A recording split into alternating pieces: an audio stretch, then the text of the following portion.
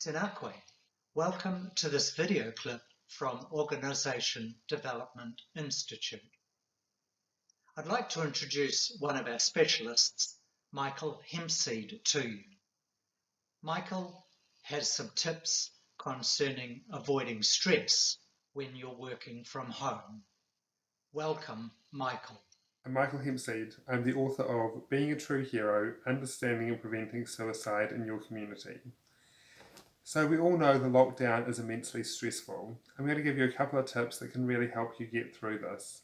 First of all, we know that one of the biggest stresses of the lockdown is technology. We see all these images on social media of technology working well, but for many people it doesn't quite go to plan. One of the best things you can do is to give yourself a bit more time. So if you think you have a Zoom meeting at 10 o'clock, rather than logging on, say 30 seconds before, I recommend trying to log on 10 minutes before and getting used to the technology. That way, if you allow yourself a little bit of extra time, that way if something goes wrong or it doesn't load as quickly as you want, that doesn't stress you out. I also highly recommend taking some time to Google some YouTube tutorials on how these things work. So a lot of people haven't used tools like Zoom or Skype or Microsoft Teams before, so there's lots of really short 2 or 3 minute videos on YouTube about how some of this stuff works.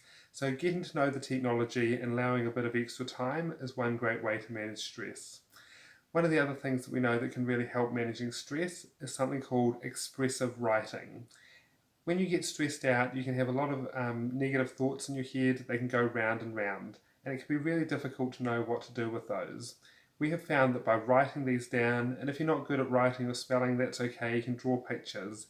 But basically, if you can get the negative ideas out of your head and into something positive, that's a great way to reduce your stress.